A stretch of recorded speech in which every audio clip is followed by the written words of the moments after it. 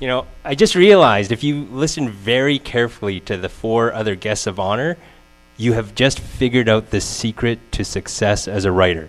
What you need to do is to strangle the doubt weasel sitting on your shoulder, get out of your house, come to When Words Collide, get inspired by panels and other writers, go back home, put on your pajamas, go into your basement, and write dinosaur porn fan fiction.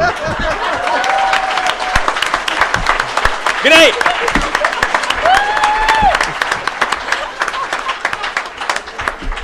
Oh, if only I could have pulled this out in time to do a mic drop. Okay, so I'm gonna, great talks here. I want to finish it out and talk about why you write. In particular, I want to talk about why I write for kids. I had an odd start as a childhood. As a child, I didn't start off as one of those precocious kids who bragged about how many pages they wrote when they got a school assignment. I didn't start with a pen in one hand and a notebook in another. You would classify me as a reluctant reader. My parents, they immigrated to Canada from China. My mom didn't speak or read English. My dad could read a little bit of English, but he was too busy operating his grocery store in Morinville, a small town north of Edmonton. So he had no time to sit down with me, inspire in me a love of stories and reading. So when I went to school, I was behind everyone else in terms of a reading level. And the only thing even close to a book that landed in my hand was a Chinese comic. And how I got my hands on that book is my parents, every Sunday, they'd close their grocery store and they'd drive to Edmonton, to Chinatown, so that they could get dim sum. And at the time, there was only one dim sum restaurant in Edmonton. It was downtown. It was on the second floor of a 2-story building. It was right over a Chinese grocery store. And what would happen is if you wanted dim sum, you had to line up one side of a stairwell, wait for the other customers to finish eating so that you could slowly make your way up the stairs. Now, I was an impatient kid, and I couldn't wait until I could get my favorite dim sum dish, which were shrimp dumplings. And I would fidget on the stairs, wondering when we were going to get up there. And my dad was not a patient man, and he could see that I was fidgeting. And my mom was a great diplomat, and she knew that I was about 3 fidgets away from getting a cuff upside my head. So what she did was she reached into her purse, pulled out a couple of quarters, and said, "Marty, go downstairs and get yourself some candy." You didn't have to tell me twice. I grabbed the money out of my mom's hands, I sprinted down the stairs, went into the Chinese grocery store, and I headed for my favorite treat. They were called haw flakes. And haw flakes are like Chinese fruit roll-ups, but they're sort of shaped like loonies, and they're packaged like loonies. They're purple, they're sticky, they stain your lips forever. I'm pretty sure they're cancerous, but I love them. And I grabbed a couple of rolls, and I headed to the lineup to pay for them. While I was standing in line, I noticed a table laid out with Chinese newspapers, magazines, and comics. Now, I can't read Chinese either, but I noticed this one comic. It was black and white, and it was about a Laurel and Hardy duo. And for those of you who are too young to know Laurel and Hardy, think Beavis and Butthead. Now, I couldn't read Chinese, but I was fascinated with the pictures. And so what I did was I picked up the book, put down the haw flakes, and I bought this comic. I went back to the stairwell, and I didn't fidget a bit. I just flipped from one page to another, trying to figure out what this story was. Now, I couldn't wait until the next week when our family went back to Edmonton for dim sum so I could get the next issue of this comic. But I found out that this comic only came out like once every 2 or 3 months, and there was no new comic for me. And I was sad and disappointed, but I was resourceful. And I noticed through the picture window of the grocery store across the street was a drugstore. I thought, well, maybe the drugstore has comics. And I went across the street, I walked up and down the aisles looking for comics. Eventually, I came across the magazine rack, which was filled with home and garden magazines, car magazines. It had these weird magazines wrapped in plastic that the men seemed to be really interested in looking at. Anyone know what those magazines were? I don't know what they were. But beside the magazine rack were comics. But they were different than the Chinese comic. These were in full color. They were in English. And they weren't funny. They were about superheroes like Batman, Spider-Man, Superman. I was fascinated with the images, so I grabbed as many comics as I could, and I paid for them. And I just flipped through those comics every day trying to figure out the story. I even took them to school with me. Now, the teacher at my elementary school very quickly figured out that I was behind everyone else. So I was sent to the library for remedial reading. And this is a time before Robert's bad English teachers. There are actually some good teachers out there. And this teacher instantly recognized that I had a problem, but also noticed that I had comics. And she just said to me, Marty, how would you like to learn learn how to read those comics that you have? I said, yes, I want to read these. And she said, well, I'll teach you how to read them, but you have to start with my comic book. And at that point, she became like the coolest teacher in the world, because I was like, you have a comic? And she said, yes. And she pulled out a Classics Illustrated about the Count of Monte Cristo. And she started teaching me how to read. There were way more words in the Count of Monte Cristo than in my book. But as I was reading the caption boxes and the dialogue bubbles, I started to see that there was a world beyond the pictures I was looking at. And suddenly my appetite for reading grew, and I couldn't get enough of the comics. At a certain point, the teacher thought I was ready to graduate from the comics to chapter novels. And at first I was a bit worried because I liked pictures, and my teacher knew. She knew exactly how to read me. She said, don't worry, the book I picked for you has some illustrations, so you can still look at some pictures, and it's set in a small town, just like we live in a small town. I was like, oh, okay. And she says, I know that you're an only child, Marty. Have you ever been interested in finding out what it'd be like to have a brother? And I said, yeah, I would. And she said, well, this book is about two brothers. And I know you like those comic books because they fight crime. Well, these two brothers, they fight crime. They solve mysteries. Their names are Frank and Joe Hardy, right? So she introduced me to the Hardy Boys detective novels, and as soon as I got my hands on the first one, I couldn't get enough. I read about a Hardy Boy detective novel every 2 days. And, you know, there's like 50-some in the series. I became my own detective trying to find the missing copies in the school library. I had to go to the public library and interrogate the librarian to find out where the other copies were. And I even had a fantasy. At some point, I thought that maybe I was a Hardy Boy myself. I imagined that Fenton Hardy had an affair in Hong Kong. And I might be the illegitimate son of Fenton Hardy. Now, I love those books so much I wanted not to write books in the beginning. I wanted to be a detective, just like Frank and Joe Hardy. And I had the perfect training ground. It was my parents' grocery store. At the store, I appointed myself the store detective. And I took my job very seriously. I even made myself a little cardboard badge. It said Marty Chan, store detective. I pinned it on the inside of my jacket. Anytime a customer walked in, I just flashed them my badge. I was like, Marty Chan, store detective. I've got my eye on you, right? Now, in case I caught a thief or a shoplifter, I had a pair of plastic handcuffs that I clipped to the back of my belt. But nobody was taking me seriously. I was like, why aren't they taking me seriously? And I realized, well, I need what cops have. I need to have a gun.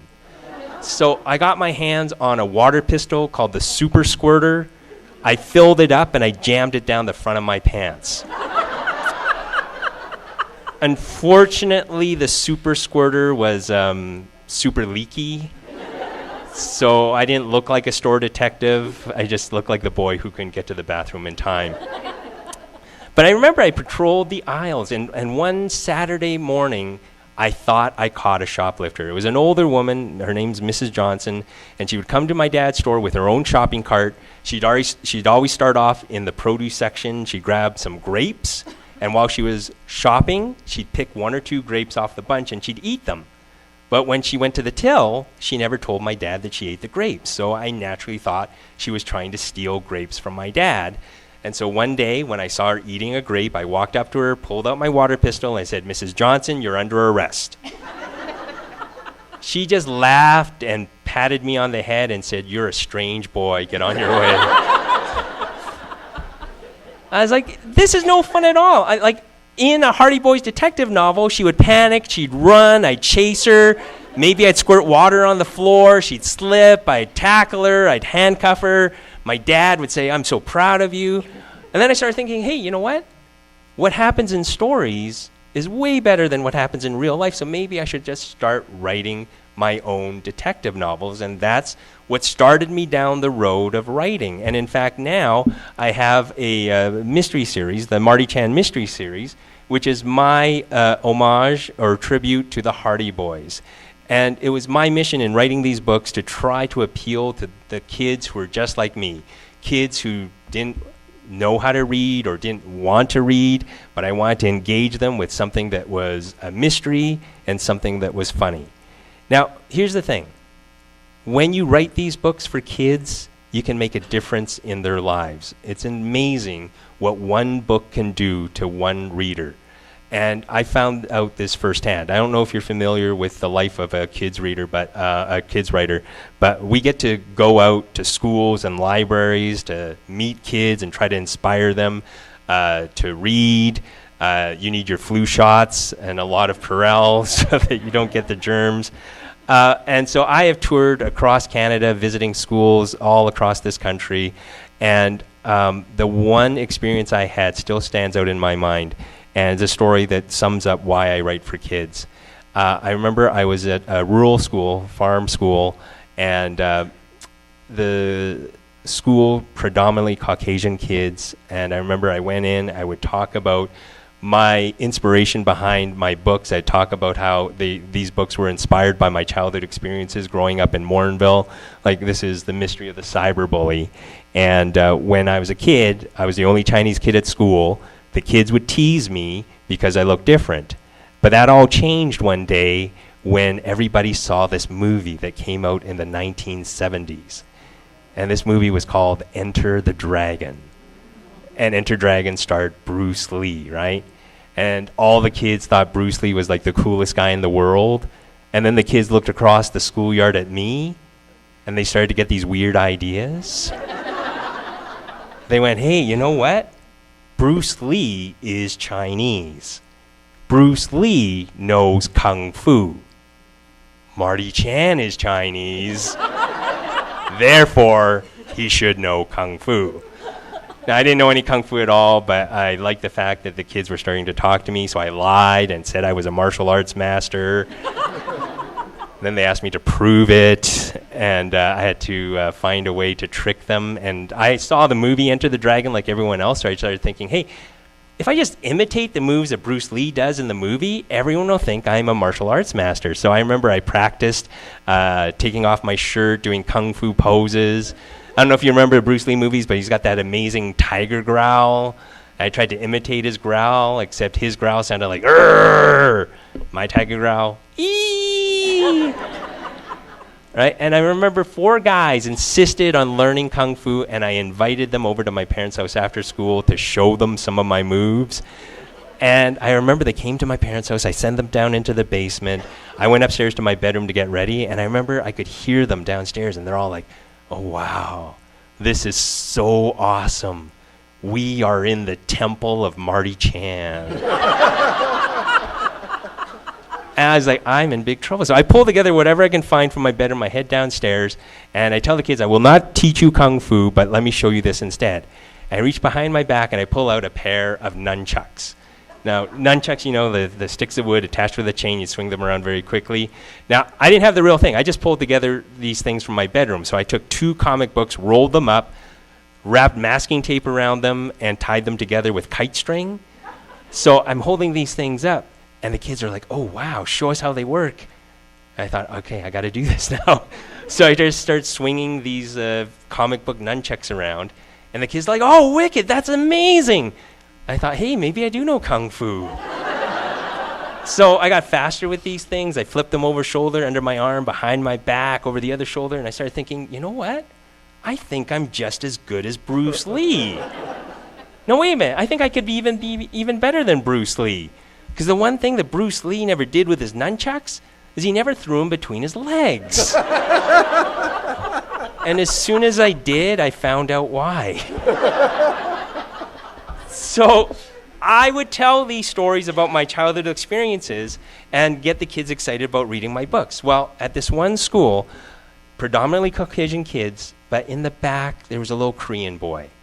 And as I was telling this kung fu story, his eyes lit up. He started smiling and laughing. I could see the other kids around him laughing and looking at this Korean boy. And right then, I sort of knew that they probably thought he was a kung fu master as well. But I finish my presentation, I leave, and it's about 2 months later when I get an email from the librarian who booked me in. And she wrote me and said, I'm pretty sure you won't remember our school, but you came in, you did your presentation in our library, and there was a little Korean boy in the presentation. I have to tell you, that boy, his family had just come to Canada a few months earlier, and he was feeling out of place. He felt like he didn't fit in. The other kids were teasing him. But when you came in and started talking about your experiences growing up as the only Chinese kid in the school, his eyes lit up and he started smiling, and he was the first one to line up to take your books out. And when he started reading them, he started to get confidence. And when the other kids started reading your books, they started to see that this boy was just like you, and they started making friends with him. And now he's in thick with all the other grade 6 boys at the school. And at that